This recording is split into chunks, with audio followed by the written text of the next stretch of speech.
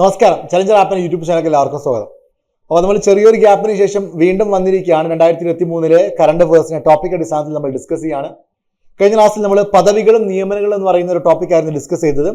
ഇന്ന് നമ്മൾ ഭരണവും ഭരണ സംവിധാനങ്ങളും എന്ന് പറയുന്ന ഒരു ടോപ്പിക്കുമായി ബന്ധപ്പെട്ടിരിക്കുന്ന സുപ്രധാന കറണ്ട് അഫയേഴ്സ് ആണ് നോക്കാൻ പോകുന്നത്. ഈ ഒരു ടോപ്പിക്കിൽ പദ്ധതികൾ ഉൾപ്പെടുന്നുണ്ട്, അതിനു പുറമെ നിയമനങ്ങൾ ഉൾപ്പെടുന്നുണ്ട്, അതുപോലെ തന്നെ ഭരണ മേഖലയുമായി ബന്ധപ്പെട്ടിരിക്കുന്ന വിവിധ കാര്യങ്ങൾ ഉൾപ്പെടുന്നുണ്ട്. അപ്പം നമ്മൾ ഒരു പക്ഷേ മറ്റുള്ള പല ടൈറ്റിലുകൾ, അതായത് നിയമനങ്ങൾ പഠിച്ചിട്ടുണ്ട്, അതുപോലെ തന്നെ ആണെങ്കിൽ പദ്ധതികൾ പഠിച്ചിട്ടുണ്ട്, എന്നാൽ അതിലൊന്നും ഉൾപ്പെടാത്ത പല കാര്യങ്ങളും ആ ഒരു മേഖലയിൽ നിന്നുള്ളതാണെങ്കിൽ പോലും ഈ ഒരു ടോപ്പിക്കിൽ ഉൾപ്പെട്ടിട്ടുണ്ടാവും. നമുക്ക് എന്തായാലും ക്ലാസ്സിലൂടെ അടക്കാം. നമ്മുടെ ചാനൽ ആരെങ്കിലും സബ്സ്ക്രൈബ് ചെയ്യാൻ വിട്ടുപോയിട്ടുണ്ടെങ്കിൽ ഇപ്പോൾ തന്നെ സബ്സ്ക്രൈബ് ചെയ്യുക, ബെല്ലൈക്കൺ പ്രസ് ചെയ്ത് നോട്ടിഫിക്കേഷൻ എനേബിൾ ചെയ്യുക. നമ്മുടെ ടെലഗ്രാം ഗ്രൂപ്പിന്റെ ലിങ്ക് ഡിസ്ക്രിപ്ഷൻ ബോക്സിൽ കൊടുത്തിട്ടുണ്ട്, അതിൽ ക്ലിക്ക് ചെയ്ത് എല്ലാവരും ഗ്രൂപ്പിൽ ജോയിൻ ചെയ്യാം.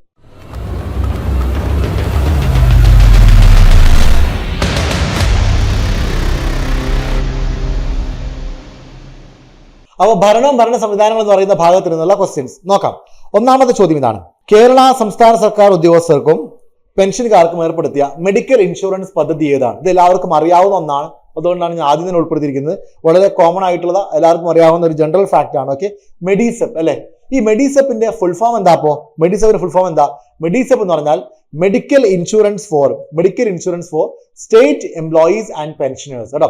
Medical insurance for state employees and pensioners എന്നുള്ളതാണ് മെഡിസെപ്പിന്റെ ഫുൾ ഫോം. ഒന്നും രണ്ടാമത് മനസ്സിലാക്കുക, ഈ മെഡിസെപ്പ് പദ്ധതിയുമായി സഹകരിക്കുന്ന ഇൻഷുറൻസ് കമ്പനിയുടെ പേരെന്താണ്? Oriental insurance. ഏത് കമ്പനിയാണ്? ഓറിയന്റൽ ഇൻഷുറൻസ് കമ്പനിയാണ് മെഡിസെപ്പുമായി സഹകരിക്കുന്നത്. 2022 ജൂലൈ 1 മുതൽ ജീവനക്കാരുടെ ശമ്പളത്തിൽ നിന്നും 500 രൂപ പ്രീമിയം ഈടാക്കിയിട്ടാണ് ഈ ഒരു ഇൻഷുറൻസ് പദ്ധതി നടപ്പിലാക്കുന്നത്. അപ്പൊ സംസ്ഥാന സർക്കാർ ഉദ്യോഗസ്ഥർക്കും പെൻഷനേഴ്സിനും വേണ്ടി തുടങ്ങിയിരിക്കുന്ന ഇൻഷുറൻസ് പദ്ധതിയാണ് മെഡിസെപ്പ് എന്ന് മനസ്സിലാക്കും. രണ്ടാമത്തേത്, സംസ്ഥാന വനിതാ വികസന കോർപ്പറേഷൻ അധ്യക്ഷയാര്? നമ്മൾ സംസ്ഥാന വനിതാ കമ്മീഷൻ അധ്യക്ഷയെ മുമ്പ് പഠിച്ചിരുന്നു. സംസ്ഥാന വനിതാ വികസന കോർപ്പറേഷൻ അധ്യക്ഷ, ഇത് 2023 നടന്ന ഒരു നിയമനമായിരുന്നു, അപ്പോയിന്റ്മെന്റ് ആയിരുന്നു. രാഷ്ട്രീയപരമായിട്ടുള്ള മാറ്റങ്ങളൊക്കെ ഇതിലുണ്ടായിരുന്നു. മനസ്സിലാക്കുക, KC റോസക്കുട്ടി അല്ലെ? KC റോസക്കുട്ടിയാണ് നിലവിലെ സംസ്ഥാന വനിതാ വികസന കോർപ്പറേഷൻ അധ്യക്ഷ എന്ന് അറിഞ്ഞിരിക്കുക കേട്ടോ.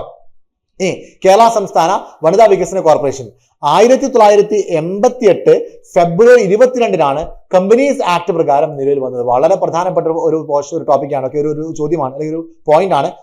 കേരള സംസ്ഥാന വനിതാ വികസന കോർപ്പറേഷൻ 1988 ഫെബ്രുവരി 22 എന്ത് പ്രകാരം നിലവിൽ വന്നിരിക്കുന്നത്? കമ്പനീസ് ആക്ട് പ്രകാരം രജിസ്റ്റർ ചെയ്യപ്പെട്ടിരിക്കുന്ന ഒരു ഓർഗനൈസേഷൻ ആണ് ഇതെന്ന് മനസ്സിലാക്കുക കേട്ടോ, വികസന കോർപ്പറേഷൻ ഒക്കെ. നെക്സ്റ്റ്, വയോജനങ്ങൾക്ക് ആവശ്യമായ മരുന്നുകൾ വീട്ടിലെത്തിച്ചു നൽകുന്നതിനായി കേരള മെഡിക്കൽ സർവീസസ് കോർപ്പറേഷൻ കീഴിൽ ആരംഭിച്ച പദ്ധതി ഏതാണ്? വയോജനങ്ങൾക്ക് ആവശ്യമായ മരുന്നുകൾ. ഇതിന് ഉത്തരം എന്താണ്? കാരുണ്യ അറ്റ് ഹോം. അപ്പൊ കാരുണ്യ പദ്ധതിയെ കുറിച്ചും കാരുണ്യ ലോട്ടറിയെ കുറിച്ചൊക്കെ നമ്മൾ PSC പഠിക്കുന്ന സമയത്ത് നമ്മൾ ടോപ്പിക്കിൽ പഠിക്കുന്നതാണ്. അപ്പൊ അവിടെ അതിന്റെ കൂട്ടത്തിൽ അഡീഷണൽ പഠിക്കാനുള്ള ഒന്നാണ് വയോജനങ്ങൾക്ക് ആവശ്യമായിട്ടുള്ള മരുന്നുകൾ വീട്ടിൽ എത്തിച്ചു നൽകുന്നതിന് വേണ്ടിയിട്ട് കേരള മെഡിക്കൽ സർവീസസ് കോർപ്പറേഷന് കീഴിൽ ആരംഭിച്ചിരിക്കുന്ന പദ്ധതിയാണ് ഇതെന്ന് പറയുന്നത് കാരുണ്യ അറ്റ് ഹോം. ഏതാണ്? കാരുണ്യ അറ്റ് ഹോം എന്ന് പറയുന്നത് കേട്ടോ. അപ്പൊ കാരുണ്യ അറ്റ് ഹോമിന്റെ കുറച്ച് ഡീറ്റെയിൽസ് നമുക്ക് നോക്കാം. ഒന്ന്, കേരള മെഡിക്കൽ സർവീസ് കോർപ്പറേഷന്റെ ആഭിമുഖ്യത്തിലാണ് ഈ പദ്ധതിയാണെങ്കിൽ നടപ്പിലാക്കുന്നത് മനസ്സിലായി. ഇനി ആരൊക്കെയാണ് ഇതിന്റെ ബെനിഫിഷ്യറീസ് എന്ന് പറയുന്നത്? വയോജനങ്ങൾക്കും ജീവിതശൈലി രോഗങ്ങൾക്കും മറ്റും സ്ഥിരമായിട്ട് മരുന്ന് കഴിക്കുന്നവർക്കും മരുന്ന് വീട്ടിലെത്തിച്ച് നൽകുന്നു. അപ്പോൾ വയോജനങ്ങൾ, വാർദ്ധക്യപരമായിട്ടുള്ള അസുഖങ്ങൾ കാരണം വീട്ടിലിരിക്കുന്ന ആളുകൾ, അതുപോലെ തന്നെ ആണെങ്കിൽ ജീവിതശൈലി രോഗങ്ങളുള്ള ആളുകൾ, അവർക്ക് സ്ഥിരമായിട്ട് കഴിക്കുന്ന മരുന്ന് വീട്ടിലെത്തിച്ച് നൽകുന്ന പദ്ധതിയാണ് കാരുണ്യ അറ്റ് ഹോം. രജിസ്റ്റർ ചെയ്യുന്ന ആളുകൾക്ക് കൃത്യമായ പ്രിസ്ക്രിപ്ഷൻ അടിസ്ഥാനത്തിലാണ് മരുന്നുകൾ എത്തിച്ചു നൽകുന്നത്. കാരുണ്യ ഫാർമസികളിൽ നിന്നും കമ്പോള വിലയേക്കാൾ താഴ്ന്ന നിരക്കിലാണ് വീട്ടിലെത്തിച്ച് നൽകുന്നത്. പദ്ധതിയിൽ വയോജനങ്ങൾക്ക് മരുന്നുകൾക്ക് 1% അധികം ഇളവും നൽകുന്നു. അപ്പോൾ സാധാരണ കാരുണ്യ പദ്ധതി അല്ലെങ്കിൽ കാരുണ്യ ഫാർമസിയിൽ ഈ പറയുന്ന മരുന്നുകൾക്ക് വില കിഴിവുണ്ട്, അതിനേക്കാളും 1% അധികം ഇളവും കൂടെ ഈ പദ്ധതിയിലുള്ള വയോജനങ്ങൾക്ക് ലഭിക്കുന്നുണ്ട് എന്നുള്ളതാണ് ഈ പദ്ധതിയുടെ ഏറ്റവും പ്രധാനപ്പെട്ട ഒരു കാര്യം. നെക്സ്റ്റ്, നാലാമത്തെ ചോദ്യം: സ്ത്രീ സുരക്ഷ എന്താണ്? സ്ത്രീ സുരക്ഷ ആശയം പ്രചരിപ്പിക്കാൻ കേരള പോലീസ് തയ്യാറാക്കിയ ലഘുചിത്രം ഏത്? അതായത് സിനിമയാണ്, ലഘുചിത്രം, ഷോർട്ട് ഫിലിം ഏതാണെന്നുള്ളതാണ് ചോദ്യം. ഉത്തരം കവചം. അപ്പൊ സ്ത്രീ സുരക്ഷ ആശയം പ്രചരിപ്പിക്കാൻ കേരള പോലീസ് തയ്യാറാക്കിയ ഷോർട്ട് ഫിലിമാണ് ഇതെന്ന് പറയുന്നത് കവചം. കവചം മാത്രമല്ല, കേരള പോലീസിന്റെ മറ്റു പല ചിത്രങ്ങൾ, അതായത് കാവൽ എന്ന് പറയുന്ന ഷോർട്ട് ഫിലിം ഒക്കെ പ്രസിദ്ധമായിരുന്നു, അറിയപ്പെടുന്ന ഒന്നായിട്ട് മാറിയിട്ടുണ്ട്. അപ്പൊ ജസ്റ്റ് മനസ്സിലാക്കുക, കവചം എന്ന് പറയുന്നത് സ്ത്രീ സുരക്ഷ ആശയം പ്രചരിപ്പിക്കാൻ വേണ്ടി കേരള പോലീസ് തയ്യാറാക്കിയ ഷോർട്ട് ഫിലിം എന്ന് അറിഞ്ഞിരിക്കട്ടോ.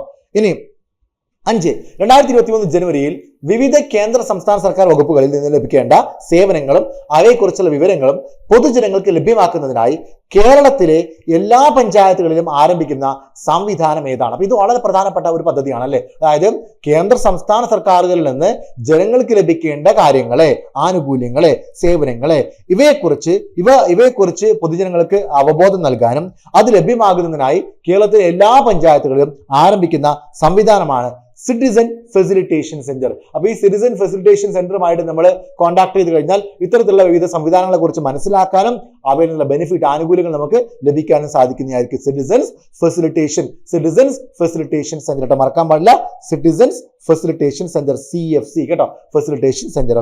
Okay next. അപ്പൊ ഫെസിലിറ്റേഷൻ സെന്ററുകളുടെ ബോർഡിലും പഞ്ചായത്തിന്റെ ലോഗോയിലും ഒപ്പമുണ്ട് ഉറപ്പാണ്. എന്താണ്? ഒപ്പമുണ്ട് ഉറപ്പാണ് എന്ന മുദ്രാവാക്യം രേഖപ്പെടുത്തിയിരിക്കണം. ഒപ്പമുണ്ട് ഉറപ്പാണ്. ഇത് ഏത് പദ്ധതിയുമായി ബന്ധപ്പെട്ടതാണ്? ഫെസിലിറ്റേഷൻ. Citizens facilitation centre. 6 2023 ജനുവരിയിൽ കേരള ഹൈക്കോടതി ജീവനക്കാരുടെ പെൻഷൻ പ്രായം എത്രയാണ് ഉയർത്തിയത്? അപ്പൊ നിലവിലെ സർക്കാർ ജീവനക്കാരുടെ പെൻഷൻ പ്രായം എത്രയാണ് നിങ്ങൾ കമന്റ് ചെയ്യുക. അപ്പൊ അതിൽ നിന്ന് വ്യത്യസ്തമായിക്കൊണ്ടാണ് ഹൈക്കോടതി ജീവനക്കാരുടെ പെൻഷൻ പ്രായം മാറ്റിയിരിക്കുന്നത്. ഹൈക്കോടതി ജീവനക്കാരുടെ പെൻഷൻ പ്രായം എത്രയാക്കി ഉയർത്തിയിരിക്കുന്നു? 60 ആക്കി ഉയർത്തിയിരിക്കുന്നു. ഹൈക്കോടതി ജീവനക്കാരുടെ പെൻഷൻ പ്രായം 60 ആക്കി ഉയർത്തിയിരിക്കുന്നു കേട്ടോ. വളരെ പ്രധാനപ്പെട്ട ഒന്നാണ്. ഇനി ഫെബ്രുവരിയിൽ ഇന്ത്യയുടെ വടക്ക് കിഴക്കൻ സംസ്ഥാനങ്ങളിലെ യുവജനതയെ മുഖ്യധാരയിലേക്ക് എത്തിക്കുന്നതിനായി കേന്ദ്ര ഗവൺമെന്റ് ആരംഭിച്ച രജിസ്ട്രേഷൻ പോർട്ടൽ ഏതാണ്? അപ്പോൾ ഇന്ത്യയുടെ നോർത്ത് ഈസ്റ്റേൺ ഭാഗത്തുള്ള വടക്കിഴക്കൻ സംസ്ഥാനങ്ങളിലെ യൂത്ത് വിഭാഗങ്ങൾ, യൂത്ത് വിങ്ങിനെ, ജനവിഭാഗങ്ങൾ, അല്ലെങ്കിൽ യുവജനങ്ങളെ അവരെ മെയിൻ സ്ട്രീമിലോട്ട് കൊണ്ടുവരാൻ വേണ്ടി, മുഖ്യധാരയിലോട്ട് എത്തിക്കാൻ വേണ്ടി കൊണ്ടുവന്നിരിക്കുന്ന ഗവൺമെന്റ് രജിസ്ട്രേഷൻ പോർട്ടലാണ് യുവ സംഘം. ഇതാണ് യുവസംഘം. അപ്പൊ യുവസംഘം ഏത് മേഖലയിലെ യുവാക്കളെ മുഖ്യധാരയിലോട്ട് കൊണ്ടുവരാൻ വേണ്ടി കൊണ്ടുവന്ന പദ്ധതിയാണെന്ന് ചോദിച്ചു കഴിഞ്ഞാൽ നോർത്ത് ഈസ്റ്റേൺ സ്റ്റേറ്റ്സ് ആണ്. മറക്കാൻ പാടില്ല, 2024 തന്നെ 1-2 നോർത്ത് ഈസ്റ്റേൺ സംസ്ഥാനങ്ങളിലാണെങ്കിൽ ഇലക്ഷൻ നടന്നിരുന്നു. അവരുടെ പുതിയ മുഖ്യമന്ത്രിമാർ ആരൊക്കെയാണെന്നുള്ളത് നോട്ട് ചെയ്യേണ്ടതുണ്ട്, അത് മനസ്സിലാക്കുക കേട്ടോ. ഇനി അടുത്തത് നോക്കാം. 2023 മാർച്ചിൽ കേരളത്തിലെ അംഗീകൃത സാമൂഹ്യാരോഗ്യ പ്രവർത്തകരുടെ വിരമിക്കൽ പ്രായം എത്ര വയസ്സായാണ് ഉയർത്തിയത്? ഇത് വളരെ വളരെ പ്രധാനപ്പെട്ട ഒന്നാണ്. നമ്മൾ ഹൈക്കോടതി ജീവനക്കാരുടെ പെൻഷൻ പ്രായം 60 വയസ്സാക്കി ഉയർത്തിയതിനെ കുറിച്ച് പറഞ്ഞു. അതേപോലെ തന്നെയാണ് ആരുടെയും കൂടെ ഉയർത്തിയിരിക്കുന്നു, അതായത് അംഗീകൃത സാമൂഹിക ആരോഗ്യ പ്രവർത്തകരുടെ വിരമിക്കൽ പ്രായം എത്ര വയസ്സായാണ് ഉയർത്തിയിരിക്കുന്നത്? ഉത്തരം 62 വയസ്സ്. എത്രയാണ്? 62 വയസ്സായിട്ടാണ് ഉയർത്തിയിരിക്കുന്നത്. മാർക്കല്ലേ. ഇനി 9ാമത്തെ ചോദ്യം. കേരളത്തിൽ കുപ്പിവെള്ളത്തിന്റെ ശുദ്ധത ഉറപ്പുവരുത്തുന്നതിനായി ഭക്ഷ്യസുരക്ഷാ വകുപ്പ് ആരംഭിച്ച പരിശോധന എന്താണ്? കുപ്പിവെള്ളത്തിന്റെ ശുദ്ധത ഉറപ്പുവരുത്താൻ വേണ്ടി ആരംഭിച്ച പരിശോധന എന്താണ്? ഓപ്പറേഷൻ പ്യൂർ വാട്ടർ എന്നാണ്. ഓപ്പറേഷൻ പ്യൂർ വാട്ടർ മനസ്സിലാക്കുക. കേരളത്തിൽ കുപ്പിവെള്ളത്തിന്റെ ശുദ്ധത ഉറപ്പുവരുത്തുന്നതിനായി ഭക്ഷ്യസുരക്ഷാ വകുപ്പ് ആരംഭിച്ച പരിശോധനയാണ് ഓപ്പറേഷൻ പ്യൂർ വാട്ടർ. 1. 2. കേരള സർക്കാരിന്റെ എയ്ഡ്സ് ബോധവൽക്കരണത്തിന് വേണ്ടിയിട്ടുള്ള പദ്ധതിയാണ് ആയുർദളം. അതായത് നമ്മളിവിടെ 2-3 അഡീഷണൽ ഫാക്ട്സുകൾ, അതായത് പദ്ധതികൾ ഡിസ്കസ് ചെയ്ത് പോവാണ്. കേരള സർക്കാരിന്റെ എയ്ഡ്സ് ബോധവൽക്കരണത്തിന് വേണ്ടിയുള്ള പദ്ധതിയാണ് ആയുർദളം. കേരള സർക്കാരിന്റെ ലഹരി വിമുക്ത കേരളം പദ്ധതിയാണ് വിമുക്തി. വളരെ ഫ്രീക്വന്റ് ആയിക്കൊണ്ട് വിമുക്തി പദ്ധതിയുമായി ബന്ധപ്പെട്ട ആഡുകൾ, പരസ്യങ്ങൾ പത്രങ്ങളിലും മാധ്യമങ്ങളിലും ഓൺലൈനിലൊക്കെ വരാറുണ്ട് അല്ലെ. വിമുക്തി ഇപ്പം സ്കൂൾ തുറക്കുന്ന സമയത്ത് പോലും വിമുക്തിയുമായി ബന്ധപ്പെട്ടിരിക്കുന്ന ഇതെല്ലാം വന്നിരുന്നു. ആഡുകൾ വന്നിരുന്നു. പകർച്ചവ്യാധി തടയുന്നതിനും നിയന്ത്രിക്കുന്നതിനും കേരള സർക്കാർ നടപ്പിലാക്കുന്ന പദ്ധതിയാണ് ആരോഗ്യ ജാഗ്രത. സംസ്ഥാനത്തെ ആയുർവേദ വകുപ്പ് നടപ്പിലാക്കിയ സ്കൂൾ തല ആരോഗ്യ പദ്ധതിയാണ് ബാലമുകുളം. അപ്പൊ നമ്മൾ ഈ ഒരു ഓപ്പറേഷൻ പ്യൂർ വാട്ടറിന്റെ കൂടെ മറ്റു പല പദ്ധതികളും കൂടെ പഠിക്കുകയാണ്. അപ്പൊ ലാസ്റ്റ് പറഞ്ഞ പദ്ധതികൾ മാത്രം ഞാൻ ഒന്ന് ജസ്റ്റ് റിപ്പീറ്റ് ചെയ്യാണ്. ആയുർദളം കേരള സർക്കാരിന്റെ എയ്ഡ്സ് ബോധവൽക്കരണത്തിന് വേണ്ടിയിട്ടുള്ള പദ്ധതിയാണ്. 2ാമത് വിമുക്തി, ലഹരി വിമുക്ത കേരളം പദ്ധതി കേരള സർക്കാരിന്റെ എക്സൈസ് വകുപ്പിന്റെ നേതൃത്വത്തിൽ. പിന്നെ ആരോഗ്യ ജാഗ്രത, അതായത് പകർച്ചവ്യാധി തടയുന്നതിന് വേണ്ടിയിട്ടുള്ള, നിയന്ത്രിക്കുന്നതിന് വേണ്ടിയിട്ടുള്ള കേരള സർക്കാർ നടപ്പിലാക്കുന്ന പദ്ധതിയാണ് ബാലമുകുളം. സംസ്ഥാന ആയുർവേദ വകുപ്പ് നടപ്പിലാക്കുന്ന സ്കൂൾ തല ആരോഗ്യ പദ്ധതിയാണ് ബാലമുകുളം. അപ്പൊ അടുത്ത ചോദ്യം നോക്കാം. 10ാമത്തെ ചോദ്യം. രണ്ടാം പ്രസവത്തിൽ പെൺകുഞ്ഞ് ജനിച്ചാൽ അമ്മയ്ക്ക് 6000 രൂപ നൽകുന്ന പദ്ധതി ഏതാണ്? 2ാം പ്രസവത്തിൽ പെൺകുഞ്ഞ് ജനിച്ചാൽ അമ്മയ്ക്ക് 6000 രൂപ നൽകുന്ന പദ്ധതിയാണ് പ്രധാനമന്ത്രി മാതൃവന്ദന യോജന. ഏതാണ്? പ്രധാനമന്ത്രി മാതൃവന്ദന യോജന. അപ്പോൾ പ്രധാനമന്ത്രി മാതൃവന്ദന യോജന മുമ്പ് ഇന്ദിരാഗാന്ധി മാതൃത്വ സഹ്യോഗ് യോജന എന്നറിയപ്പെട്ടിരുന്നതാണ്. ഇന്ദിരാഗാന്ധി മാതൃത്വ സഹ്യോഗ് യോജന എന്നുള്ള പേരിൽ അറിയപ്പെട്ടിരുന്ന പദ്ധതിയാണ്. ഓക്കെ, ഇന്ത്യ ഗവൺമെന്റ് നടത്തുന്ന ഒരു മെറ്റേണിറ്റി ബെനിഫിറ്റ് സ്കീമാണ്, പ്രോഗ്രാമാണ് ഈ ഒരു പ്രധാനമന്ത്രി മാതൃവന്ദന യോജന എന്ന് പറയുന്നത്. ഇത് 2010 സമാരംഭിക്കുകയും 2017 പുനർനാമകരണം ചെയ്യുകയും ചെയ്തു. വനിതാ ശിശു വികസന വകുപ്പ് മന്ത്രാലയമാണ് ഈ പദ്ധതി നടപ്പിലാക്കുന്നത്. അതായത് 2ാം UPA സർക്കാരിന്റെ കാലഘട്ടത്തിലാണ് ഈ ഇന്ദിരാഗാന്ധി മാതൃത്വ സഹ്യോഗ് യോജന എന്ന് പറയുന്ന പദ്ധതി തുടങ്ങിയത്. 2017 ഈ പദ്ധതി പുനർനാമകരണം ചെയ്തു. എന്തായിട്ടാണ് പുനർനാമകരണം ചെയ്തിരിക്കുന്നത്? പ്രധാനമന്ത്രി മാതൃവന്ദന യോജന. പ്രധാനമന്ത്രി മാതൃവന്ദന യോജന. ഓക്കെ, നെക്സ്റ്റ്, രാജ്യത്ത് ആദ്യമായി വീട്ടുജോലിക്കാരെ തൊഴിലാളി, അതായത് വീട്ടമ്മമാരെയും മറ്റും വീട്ടുജോലിക്കാരെ, ഓക്കെ, വീട്ടുജോലിക്കാരെ തൊഴിലാളി എന്ന നിർവചനത്തിൽ ഉൾപ്പെടുത്തിയും domestic workers act regulation and welfare വഴി നിയമപരിരക്ഷ നൽകാനായി കരട് ബിൽ അവതരിപ്പിക്കുന്ന സംസ്ഥാനം ഏതാണ്? അപ്പോ വീട്ടുജോലി ചെയ്യുന്ന ആളുകൾ, അതാരുമാവാം, വീട്ടുജോലിക്കാരെ തൊഴിലാളി എന്ന നിർവചനത്തിൽ ഉൾപ്പെടുത്തി domestic workers act regulation and welfare വഴി നിയമപരിരക്ഷ നൽകാനായി കരട് ബിൽ അവതരിപ്പിച്ച സംസ്ഥാനമാണ് കേരളം. അപ്പൊ ഏത് സംസ്ഥാനത്താണ് ഈ ബില്ല് അവതരിപ്പിച്ചതെന്ന് ചോദിച്ചു കഴിഞ്ഞാൽ ഉത്തരം കേരളമാണ് കേട്ടോ, കേരളമാണ്. ഓക്കെ, അപ്പോൾ രാജ്യത്ത് ആദ്യമായിട്ടും വീട്ടുജോലിക്കാരെ തൊഴിലാളി എന്ന നിർവചനത്തിൽ ഉൾപ്പെടുത്തി ഡൊമസ്റ്റിക് വർക്കേഴ്സ് ആക്ട് ഒക്കെ വഴി നിയമപരിരക്ഷ നൽകാൻ വേണ്ടി ബില്ല് അവതരിപ്പിച്ച സംസ്ഥാനമാണ് കേരളം. ഓക്കെ, 55 വയസ്സിൽ താഴെയുള്ള, ആരാണ്? 55 വയസ്സിൽ താഴെയുള്ള വിധവകൾക്ക് സ്വയം തൊഴിലിനും ഒറ്റത്തവണ 30,000 രൂപ സഹായം നൽകുന്ന കേരള സർക്കാർ പദ്ധതിയാണ് സഹായഹസ്തം. ഓക്കെ, അപ്പോൾ ഈ ഒരു തൊഴിലാളി എന്ന് പറയുന്ന ആ ഒരു സംവിധാനം, ആ ഒരു ആക്ട്, ഓക്കെ, ആ ഒരു domestic workers regulation welfare act എന്ന് പറയുന്ന ആക്ട് അവതരിപ്പിച്ച കേരളം എന്ന് പറഞ്ഞു. അതിന് പുറമെ നമ്മുടെ സംസ്ഥാനത്തുള്ള മറ്റു 2-3 സ്കീമുകൾ പറയാണ്. ഒന്ന് സഹായഹസ്തം. ഏതാണ്? 55 വയസ്സിൽ താഴെയുള്ള വിധവകൾക്ക് സ്വയം തൊഴിലിനും ഒറ്റത്തവണ 30,000 രൂപ സഹായം നൽകുന്ന കേരള സർക്കാർ പദ്ധതിയാണ് സഹായഹസ്തം. 2, സ്ത്രീകളുടെ പുനർവിവാഹത്തിന് 25,000 രൂപ സഹായം നൽകുന്ന കേരള സർക്കാർ പദ്ധതിയാണ് മംഗല്യം. ഓക്കെ, സ്ത്രീകളുടെ പുനർവിവാഹത്തിന് കേട്ടോ. 3, വിധവകളുടെ മക്കൾക്ക് പ്രൊഫഷണൽ വിദ്യാഭ്യാസ ധനസഹായം നൽകുന്ന കേരള സർക്കാർ പദ്ധതിയാണ് പടവുകൾ. ഓക്കെ, വിധവകളുടെ മക്കൾക്ക് പ്രൊഫഷണൽ വിദ്യാഭ്യാസ ധനസഹായം നൽകുന്ന കേരള സർക്കാർ പദ്ധതിയാണ് പടവുകൾ. ഈ 3 സ്കീംസും അഡീഷണലി ഇതിന്റെ കൂട്ടത്തിൽ അറിഞ്ഞിരിക്കുക കേട്ടോ. അപ്പൊ നമ്മള് തൊഴിലാളി എന്ന നിർവചനത്തിൽ ഉൾപ്പെടുത്തി ആരെ? രാജ്യത്ത് ആദ്യമായിട്ട് വീട്ടുജോലിക്കാരെ തൊഴിലാളി എന്ന നിയമത്തിൽ ഉൾപ്പെടുത്തിയ നിയമം ഏതാണ്? Okay, domestic workers regulation and welfare act എന്ന് പറയുന്ന നിയമമാണ്. ഓക്കെ, സഹായഹസ്തം എന്ന് പറയുന്ന 55 വയസ്സിൽ താഴെയുള്ള വിധവകൾക്ക് വേണ്ടിയിട്ടുള്ള ഒരു പദ്ധതി കേരളമാണ് നടപ്പാക്കുന്നത്. മംഗല്യ എന്ന് പറഞ്ഞ പദ്ധതി സ്ത്രീകളുടെ പുനർവിവാഹത്തിന് വേണ്ടി 25,000 നൽകുന്ന പദ്ധതിയാണ്. അതുപോലെ തന്നെയാണെങ്കിൽ വിധവകളുടെ മക്കൾക്ക് പ്രൊഫഷണൽ വിദ്യാഭ്യാസത്തിന് സാമ്പത്തിക സഹായം നൽകുന്ന പദ്ധതിയാണ് പടവുകൾ. നെക്സ്റ്റ്, നീതി ആയോഗിന് സമാനമായി എല്ലാ സംസ്ഥാനങ്ങളിലും നിലവിൽ വരാൻ പോകുന്ന സംവിധാനം ഏത്? ഞാൻ ഈ വർഷം പ്രതീക്ഷിക്കുന്ന ഒരു ചോദ്യമാണ് കേട്ടോ ഇത്. ഈ വർഷം ഞാൻ പ്രതീക്ഷിക്കുന്ന ഏതെങ്കിലും ഒരു പരീക്ഷയ്ക്ക് വരാൻ സാധ്യതയുള്ള ചോദ്യമാണ്. നോട്ട് ചെയ്തോണം.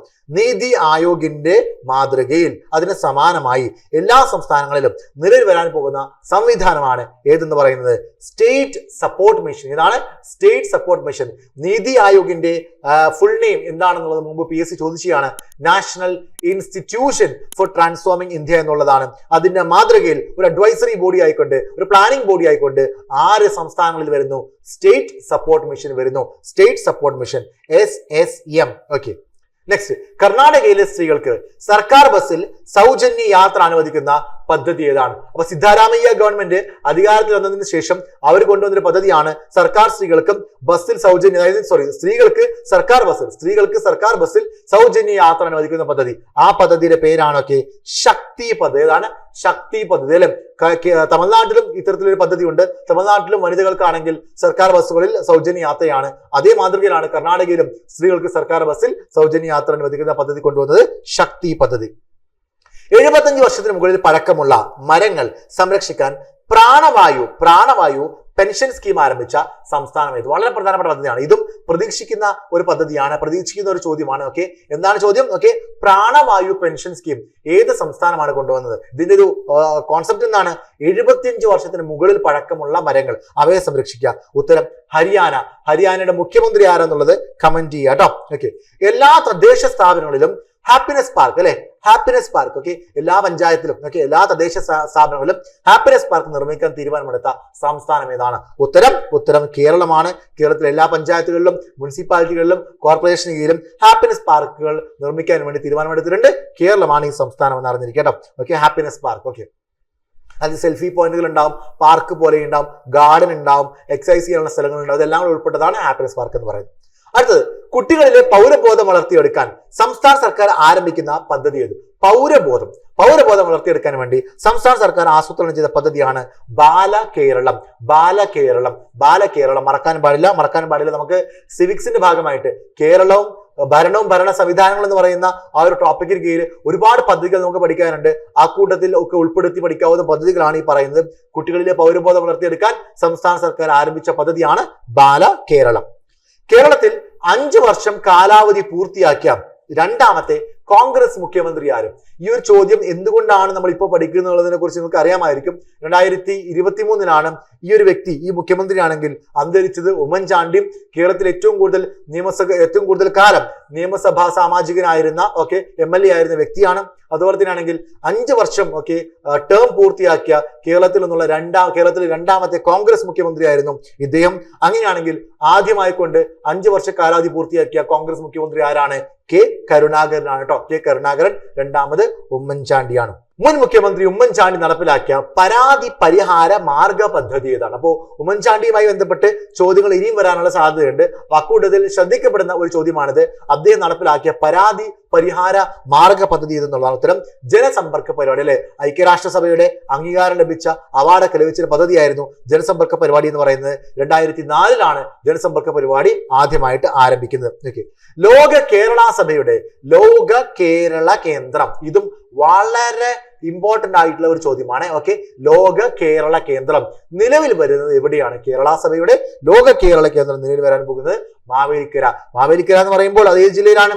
ആലപ്പുഴ ജില്ലയിലെ മാവേലിക്കരയിലെ കണ്ണമംഗലത്താണ് ലോക കേരള കേന്ദ്രം നിലവിൽ വരാൻ പോകുന്നത് കേട്ടോ. കേരള സഭയുടെ കേരള കേന്ദ്രം മാവേലിക്കരയിലെ കണ്ണമംഗലത്ത്. സ്വന്തം പ്രശ്നങ്ങൾ സ്വയം പരിഹരിക്കുവാൻ സ്ത്രീകളെ പ്രാപ്തരാക്കുവാനുള്ള കുടുംബശ്രീ പദ്ധതി വളരെ നല്ലൊരു പദ്ധതിയല്ലേ? യെസ്, സ്വന്തം പ്രശ്നങ്ങൾ സ്വയം പരിഹരിക്കാൻ വേണ്ടി കുടുംബശ്രീ കൊണ്ടുവന്നിരിക്കുന്ന പദ്ധതിയാണ് ജെൻഡർ പോയിന്റ് പേഴ്സൺ, JPP കേട്ടോ, ജെൻഡർ പോയിന്റ് പേഴ്സൺ. സ്വന്തം പ്രശ്നങ്ങൾ സ്വയം പരിഹരിക്കാൻ വേണ്ടി സ്ത്രീകളെ പ്രാപ്തരാക്കുന്ന പദ്ധതിയാണ് ജെൻഡർ പോയിന്റ് പേഴ്സൺ. സ്ത്രീകളുടെ പദവി സമൂഹത്തിൽ ഉയർത്തുക എന്നുള്ളതാണ് ഇതിന്റെ ഒബ്ജക്റ്റീവ്. ഇനി അടുത്ത ചോദ്യം. അടൽ ഇന്നൊവേഷൻ മിഷനും ഓപ്പോ ഇന്ത്യയും ചേർന്ന് പൊതു സ്വകാര്യ പങ്കാളിത്തത്തിൽ സ്ഥാപിക്കുന്ന അടൽ തിങ്കറിംഗ് ലാബ് നിലവിൽ വരുന്ന ആദ്യ സംസ്ഥാനം ഏതാണ്? അടൽ ഇന്നൊവേഷൻ മിഷനും ഓപ്പോ ഇന്ത്യയും ചേർന്ന് പൊതു സ്വകാര്യ പങ്കാളിത്തത്തിൽ സ്ഥാപിക്കുന്ന അടൽ തിങ്കറിംഗ് ലാബ് നിലവിൽ വരുന്ന ആദ്യ സംസ്ഥാനം ഏതാണ്? കേരളമാണ്. ഉത്തരം ഇതാണ്, കേരളമാണെന്ന് മനസ്സിലാക്കട്ടോ. നീതി ആയോഗിന്റെ കീഴിലുള്ള അടൽ ഇന്നൊവേഷൻ മിഷന്റെ പദ്ധതിയാണ് അടൽ തിങ്കറിംഗ് ലാബ്. അപ്പോ ഇത് ആരോടും കൂടി ചേർന്നിട്ടാണ്? ഓപ്പോ ഇന്ത്യ അറിയാലോ, മൊബൈൽ കമ്പനിയാണ്. ഓപ്പോ ഇന്ത്യയും കൂടി ചേർന്നിട്ടാണ് ഈ അടൽ തിങ്കറിംഗ് ലാബ് നിലവിൽ വരുന്നത് കേരളത്തിലാണ്. വിദ്യാർത്ഥികളിലെ ആത്മഹത്യാ പ്രവണത തടയുന്നതിന് വേണ്ടി സ്കൂൾ തലത്തിൽ ആരംഭിച്ച കേന്ദ്ര സർക്കാർ പദ്ധതി. വിദ്യാർത്ഥികളിലെ ആത്മഹത്യാ പ്രവണത തടയുന്നതിന് വേണ്ടി സ്കൂൾ തലത്തിൽ ആരംഭിച്ച കേന്ദ്ര സർക്കാർ പദ്ധതിയാണ് എന്ന് പറയുന്നത് ഉമീദ്. എന്താണ് ഉമീദ്? ഉമീദിന്റെ ഫുൾ ഫോം എന്താണ്? ഉമീദ് എന്ന് പറഞ്ഞാൽ understand, motivate, manage, empathise, empower, develop. എന്താണ് ഉമീദിന്റെ full form? Understand, motivate, manage, empathise, empower, develop. ഇത് നോട്ട് ചെയ്തോണേ. ഇതും ശ്രദ്ധിക്കപ്പെടുന്ന ഒരു പദ്ധതിയാണ് കേട്ടോ. ഇമ്പോർട്ടന്റ് പദ്ധതിയാണ്. വിദ്യാർത്ഥികളിലെ ആത്മഹത്യാ പ്രവണത കുറയ്ക്കാൻ വേണ്ടിയിട്ട് കേന്ദ്ര സർക്കാർ കൊണ്ടുവന്ന പദ്ധതിയാണ് ഉമീദ്. കേരള ടൂറിസം ചരിത്രവും വർത്തമാനവും എന്ന് പറയുന്ന ഈ ഒരു പഠന ഗ്രന്ഥം, ഇതിന്റെ രചയിതാവ് ആരാണ്? നിങ്ങൾക്ക് എല്ലാവർക്കും അറിയാവുന്ന വ്യക്തിയാണ്. കേരളത്തിന്റെ നിലവിലെ ടൂറിസം വകുപ്പ് മന്ത്രിയാണ്.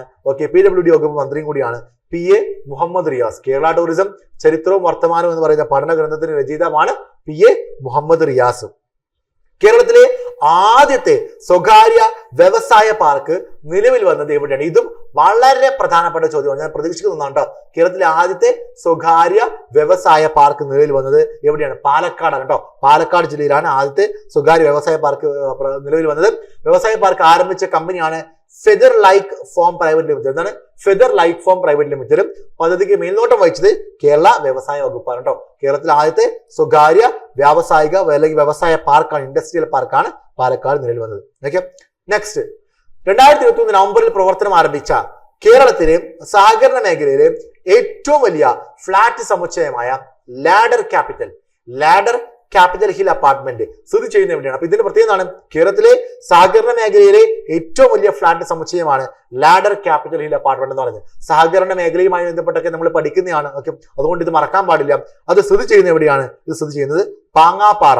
പാങ്ങാപ്പാറ എന്ന് പറയുമ്പോൾ ഏത് സ്ഥലത്താണ്? ഏത് ജില്ലയിലാണ്? അപ്പൊ പാങ്ങാപ്പാറ എന്ന് പറയുന്നത് ട്രിവാൻഡ്രം ജില്ലയിലാണ്. ട്രിവാൻഡ്രം ജില്ലയിലാണ്. മനസ്സിലാക്കുക. നിർമ്മാതാക്കൾ Kerala land reforms and development cooperative society, Ladder കേട്ടോ. Kerala land reforms and development cooperative സൊസൈറ്റിയാണ് ഇതിന്റെ നിർമ്മാതാക്കൾ. മനസ്സിലാക്കുക. ട്രിവാൻഡ്രം ജില്ലയിലെ പാങ്ങാപ്പാറയിലാണ് ഇത് സ്ഥിതി ചെയ്തത്. ലാഡർ ക്യാപിറ്റൽ ഹിൽ അപ്പാർട്ട്മെന്റ് കേട്ടോ. ഓക്കെ, ലാസ്റ്റ് ചോദ്യം. കേരള മത്സ്യബന്ധന വകുപ്പ് ഇപ്പോൾ കൈകാര്യം ചെയ്ത മന്ത്രിയുടെ പേര്. ഇദ്ദേഹവുമായി ബന്ധപ്പെട്ടിരുന്ന ചോദ്യം 2-3 തവണയെങ്കിലും PSC കഴിഞ്ഞ വർഷങ്ങളിലായിട്ട് ചോദിച്ചിട്ടുണ്ടാവും. ഓക്കെ, അപ്പോൾ മത്സ്യബന്ധന വകുപ്പ്, ഫിഷറീസ് വകുപ്പ്, ആ രീതിയിലാണ് ചോദിക്കുക. ഫിഷറീസ് വകുപ്പ് കൈകാര്യം ചെയ്യുന്ന മന്ത്രി ആര്? ഉത്തരം സജി ചെറിയാൻ. അപ്പൊ സജി ചെറിയാന് ഈ ഫിഷറീസ് വകുപ്പിന് പുറമെ മറ്റേതൊക്കെ വകുപ്പുകളുടെ ചുമതല ഉണ്ടെന്ന് നോക്കാം. ഫിഷറീസ് വകുപ്പ് ഇദ്ദേഹമാണ് കൈകാര്യം ചെയ്യുന്നത്. ഹാർബർ എഞ്ചിനീയറിംഗ് ഇദ്ദേഹത്തിന് കീഴിലുള്ള വകുപ്പാണ്. ഫിഷറീസ് സർവകലാശാല ഇദ്ദേഹത്തിന് കീഴിലാണ്. യുവജനകാര്യ വകുപ്പും സാംസ്കാരികം, ഓക്കെ, കേരള സംസ്ഥാന ചലച്ചിത്ര വികസന കോർപ്പറേഷൻ, കേരള സംസ്ഥാന ചലച്ചിത്ര അക്കാദമിയും കേരള സംസ്ഥാന സാംസ്കാരിക പ്രവർത്തന ക്ഷേമ നിധി ബോർഡ്, ഇത്രയും കാര്യങ്ങൾ ആരുടെ കീഴിലാണ് വരുന്നത്? സജി ചെറിയാന്റെ കീഴിലാണ് വരുന്നത്. മനസ്സിലാക്കണം. അപ്പം 2-3 തവണ ചോദിച്ചാണ്, ഇനിയും ചോദിക്കാൻ സാധ്യതയുണ്ട്. പരീക്ഷയ്ക്ക് മുമ്പോ കേരളത്തിലെ നിലവിലുള്ള മന്ത്രിമാരും അവരുടെ വകുപ്പുകളും പഠിച്ചിട്ട് പോകണം. ഇപ്പോൾ 2024 ലോക്സഭാ ഇലക്ഷൻ കഴിഞ്ഞത് കൊണ്ട് തന്നെ കേരളത്തിൽ വീണ്ടും ഒരു ക്യാബിനറ്റ് ഷഫിൾ വരാൻ സാധ്യതയുണ്ട്. മന്ത്രിസഭ പുനഃസംഘടന വരാൻ സാധ്യതയുണ്ട്. അതുകൊണ്ട് തന്നെ പുതിയ മന്ത്രിമാര് അദ്ദേഹം ചുമതല ഏൽക്കും.